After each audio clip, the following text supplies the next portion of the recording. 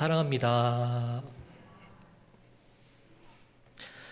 이 시간 침묵의 위기라는 제목으로 말씀을 전하도록 하겠습니다. 성도 여러분, 먼저 침묵이란 무엇일까요? 아무 말도 없이 잠잠히 있는 상태를 침묵이라고 합니다. 성경에서는 침묵에 대해 두 가지 입장을 취하고 있는데요. 바로 침묵해야 할 때와 침묵하지 않아야 할 때를 말하고 있습니다. 먼저 잠언 말씀에서는 침묵을 칭찬하는데요. 잠언 17장에서 말을 아끼는 자는 또 지식이 있고, 그리고 미련한 자도 잠잠하면 지혜로운 자로 여겨지고, 이렇게 잠언 말씀은 왜 침묵을 칭찬할까요? 말은 가장 쉽게 죄가 되는 통로이기 때문입니다. 그래서 우리의 침묵을 깨고 언어라는 말을 사용할 때 때로는 분쟁을 일으키기도 하고 또 거짓말을 하기도 하고, 그리고 타인을 무너뜨리는 그러한 행위까지도 이어지기 때문에 이 잠언 말씀은 말을 통제하는 것에 지혜롭다고 하는 것입니다. 하지만 성경은 이와 반대로 말해야 할 때 말하지 않는 것을 옳지 않다고 말합니다. 잠언 28장 23절 말씀에 사람을 경책하는 자는 혀로 아첨하는 자보다 나중에 더욱 사랑을 받느니라. 침묵이 아닌 책망하는 말은 결국 영혼을 살리기도 하고, 그리고 문제를 드러내기도 하기 때문입니다. 특별히 오늘은 열왕기상 1장 말씀을 통해 침묵이 부르는 위기에 관해서 나눠보려고 합니다. 오늘 본문에서는 다윗이 가정 안에서 가장으로서 영적인 책임을 지지 않고 침묵했을 때 겪게 되는 위기를 우리에게 보여줍니다. 본문 1절에 다윗 왕이 나이가 많아 늙으니 이불을 덮어도 따뜻하지 아니한지라. 다윗 왕의 젊은 시절이 아니라 나이가 많은 노년기의 시점을 우리에게 보여주고 있는데요. 그러기에 이불을 덮어도 따뜻하지 아니한지라고 전하는데, 이것은 다윗이 젊은 시절에 사울을 피해서 오랜 도망 생활을 하고 또 수많은 전쟁을 겪었기 때문에 그 결과 이 노년에 건강 상태가 약해진 것만을 말하는 것이 아닙니다. 이것은 한 가정의 영적 위기를 알리는 경고입니다. 따뜻하지 않다는 표현은 단순히 체온이 아니라 이 돌봄과 연결의 상실을 뜻하기도 합니다. 다윗이 나라는 부강하게 다스렸지만 가정은 온전히 다스리지 못했다는 것입니다. 그러기에 1절 말씀을 보면은 가정의 관계가 끊어져 따뜻함을 주는 아내도 자녀도 다윗에게는 없었습니다. 결국 이 추위는 관계의 추위이기도 합니다. 2절 말씀을 보면은 이러한 상황에 처해 있는 다윗에게 어떠한 해결책을 이 신하들은 가지고 왔을까요? 다윗 왕을 위해서 이스라엘에서 가장 아름다운 여자 아비삭을 데려와서 다윗 왕을 섬기게 합니다. 이것을 보면은 다윗이 살아가는 시대는 고대 근동 시대이지만 가족들이 사랑으로 이 다윗을 섬기고 또 돌봐야 되는 그 시기에, 다윗을 챙겨야 할 이 시기에 전혀 관계가 없는 사람이 다윗의 옆자리에 있는 것을 보며 다윗의 가정의 또 현 상태를 또 보게 되는 것입니다. 이어서 5절 말씀에 다윗이 늙고 힘없는 이때를 기회로 본 다윗의 넷째 아들 아도니아가 다윗이 멀쩡하게 살아있음에도 불구하고 자신이 왕이 되겠다며 군대를 모아서 선포하는 상황이 또 보여지게 되는데요. 이것은 다윗의 가정에 처음 겪는 일이 아니었습니다. 이전에 압살롬이 모반 때와도 굉장히 비슷한 상황인데요. 아도니아는 압살롬 때처럼 자신의 군대를 만들고 모반의 장소까지도 그렇게 미리 정해 두었습니다. 성도 여러분, 다윗의 가정은 왜 이렇게 가정의 그 파탄이 이어지는 일들이 반복적으로 일어날까요? 그리고 아도니아의 행동은 갑작스러운 그의 야망이었을까요? 아닙니다. 이것은 다윗의 가정에 오래 쌓인 이 관계의 어려움이 폭발했던 그런 어떤 상황을 보여주는 것입니다. 그리고 다윗이 이전부터 아도니아를 어려서부터 어떻게 양육했는지를 본문에서 잘 설명하고 있는데요. 저희 6절 말씀을 함께 읽도록 하겠습니다. 그는 압살롬 다음에 태어난 자요 용모가 심히 준수한 자라. 그의 아버지가 내가 어찌하여 그리하였느냐고 하는 말로 한 번도 그를 섭섭하게. 아멘. 6절에 다윗이 아도니아를 어떻게 양육했는지를 보여주는데요. 말로 한 번도 그를 섭섭하게 한 일이 없다라고 그렇게 성경은 전하고 있습니다.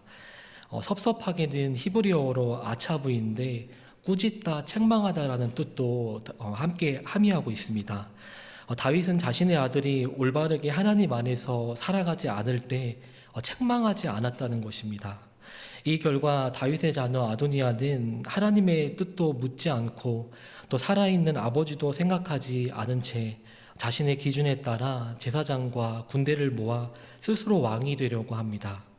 이것을 보면은 아도니아는 갑자기 교만해진 게 아니라 그는 한 번도 가정 안에서 제지받아 본 적이 없었던 다윗의 아들이었던 것을 우리는 또 보게 됩니다. 성도 여러분, 다윗의 이 가정을 보면 책망 없는 사랑은 결국에 자녀를 방임하게 되고 결국 자녀의 삶은 하나님이 그 다음 왕으로 솔로몬을 선택하셨다는 하나님의 뜻도 저버리는 교만으로 이어지게 되는 것을 우리는 보게 됩니다. 그리고 이어서 아도니아의 그 교만함을 더 극대화해서 7절부터 보여주고 있는데요. 아도니아는 다윗과 가장 가까웠던 요압과 그리고 제사장 아비아달과 또 모의를 하게 됩니다. 그리고 9절에는 양과 소와 살찐 송아지를 잡고 압살롬이 반역했을 때와 마찬가지로 다른 왕자들과 신하들을 초대하여 잔치를 베풀며 자신이 왕이 된 것처럼 상황을 그렇게 만들어갑니다. 그리고 다윗 왕이 세우려고 한 솔로몬은 초청하지도 않으며 하나님이 주인 되신 이스라엘의 이 땅을 자신의 뜻대로 만들어 가려고 합니다.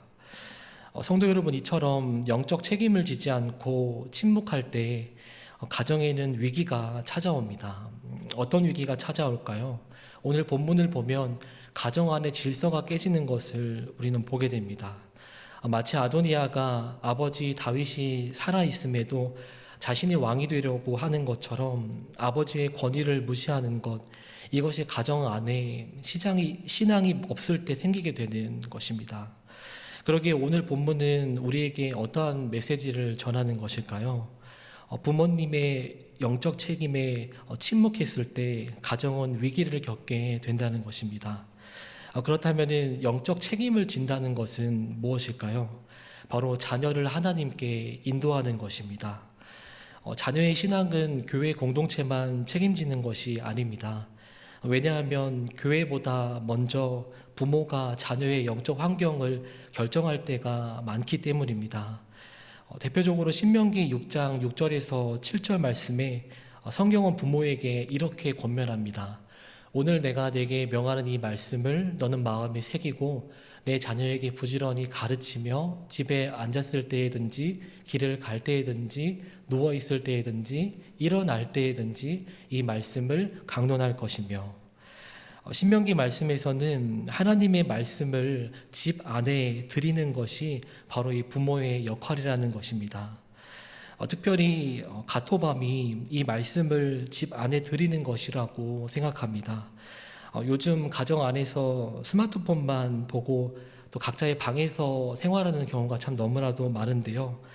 가정 예배를 통해 이 자녀와의 신앙의 나눔을 통해 가정이 회복되고 그리고 자녀들이 하나님을 붙드는 이 부모님의 모습을 보며 삶으로 하나님을 또 간접적으로 경험하게 될 것입니다.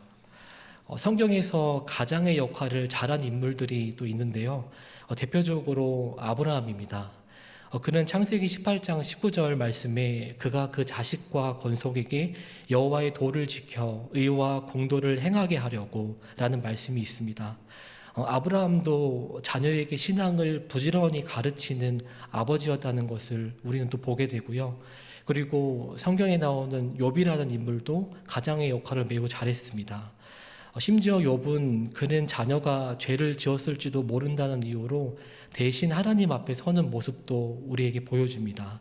그래서 욥기 1장 5절 말씀에 욥이 자녀들을 위하여 항상 이 번제를 드리기도 했습니다. 이것을 보면은 가장의 역할을 잘한 성경 인물들은 하나님과 자녀의 관계를 굉장히 중요하게 여겼다는 것을 우리는 말씀을 통해서 또 보게 됩니다. 이와 반대로 성경에서 영적 책임을 지지 않는 인물도 있었는데요. 바로 엘리입니다.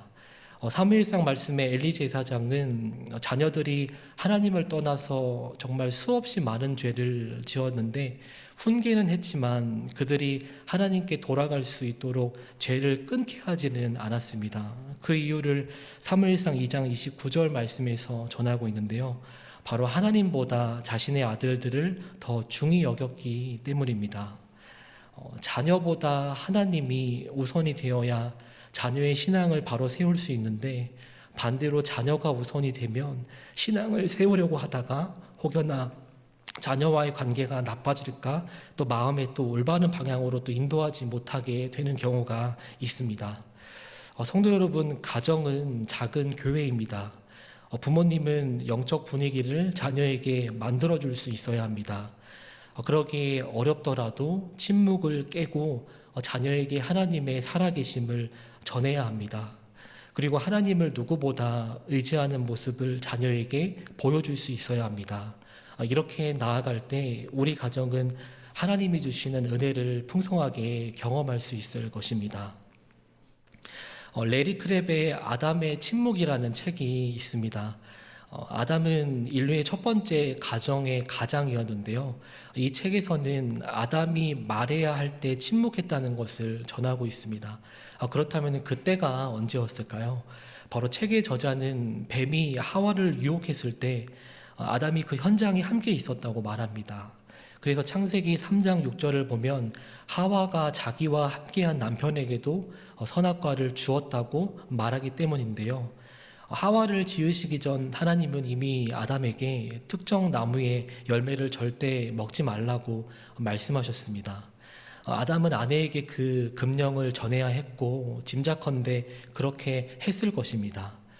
그러나 뱀이 하나님의 선하심에 대한 하와의 생각을 어지럽히려고 그녀에게 말을 걸어왔을 때 아담은 아무 말도 없었습니다. 이것은 아담이 가장으로서 영적인 책임을 회피한 모습을 보여줍니다. 그래서 결국 이 선악과 사건으로 또 죄가 들어오고 아담은 그의 자녀 또 가인과 아벨에게도 영적인 책임을 바로지지 못했습니다. 그 결과 그 사이에서는 인류 최초의 또 살인이 일어나게 됩니다. 이렇게 가장이 부모님이 영적인 책임을 회피한 결과가 이렇게 성경에서는 무섭게 우리에게 또 보여주고 있습니다. 그러므로 우리는 가정의 영적 방향이 흐트러지려 할 때 민감할 수 있어야 합니다. 자녀가 하나님보다 세상을 더 사랑할 때 침묵하는 것이 아니라 깨어 기도하며 자녀에게 하나님이 원하시는 삶의 태도를 올바르게 가르칠 수 있어야 합니다. 금쪽 같은 내 새끼 프로그램을 한 번쯤은 보셨을 것 같습니다. 가정의 이제 육아를 관찰하며 오은영 박사님이 이제 틈틈이 조언을 이제 주시는데요. 박사님께서는 가정의 이제 상황을 관찰한 후에 정확한 문제 상황을 이해하고 또 의뢰인의 자녀에 대한 가장 적합한 처방을 줘서 많은 분들이 보시는 것 같습니다. 프로그램을 보다 보면은 가정 안에서 위험한 성향을 보이며 일상에서 이렇게 소리를 지르는 아이들도 있는데요. 이러한 반응들은 아무도 자기 말을 안 들어주기 때문에 하는 것이라고 합니다. 그리고 또 떼쓰는 것은 울어야 얻어지기 때문에 이러한 행동들을 계속해서 한다는 것입니다. 그리고 아이들은 이런 말도 하는데요. 이 집은 안전하지 않아요. 그리고 누가 중심인지 모르겠어요. 그리고 나를 지켜주는 어른이 없어요. 이러한 부정적인 말들을 하는 경우도 참 많은데요. 보통 부모님들은 이러한 표현을 자녀들이 할 때 아이의 잘못으로 여기며 훈육하는 경우도 많지만 오은영 박사님이 반복해서 하시는 말은 아이를 고치려 하지 말고 환경을 바꾸라는 것입니다. 그렇다면 성도 여러분, 믿음의 가정은 가정에서 어려운 순간 어떠한 환경을 만들어야 할까요? 다른 무엇보다 하나님을 믿는 것이 현실이 되는 환경을 만들 수 있어야 합니다. 그래서 자녀에게 기도해가 아니라 같이 기도하자. 세상에서 답을 찾기보다 먼저 우리 같이 하나님께 여쭤보자. 자녀가 하나님이 실제로 우리 삶에 개입하시는 분이라는 것을 가정 안에서 우리는 깨닫게 할 수 있어야 합니다. 이렇게 나아갈 때 부모와 자녀의 관계는 살아계신 하나님께서 책임지시고요. 그리고 분명 자녀의 미래도 하나님께서 이끌어 가실 것입니다. 사랑하는 성도 여러분, 오늘 말씀을 맺겠습니다. 다윗은 분명히 영적인 책임이 가정에 있음에도 불구하고 가정 안에서 침묵했을 때 오히려 위기가 찾아옵니다. 그러기에 가정의 신앙의 부분에 있어서 바쁘다며 자녀에게 무관심으로 반응하는 것이 아니라 하나님이 나에게 허락하신 이 귀한 가정에서 온전히 하나님의 살아계심을 세우고 또한 자녀에게 말씀을 삶으로 전하는 성도님들의 삶이 되셨으면 좋겠습니다.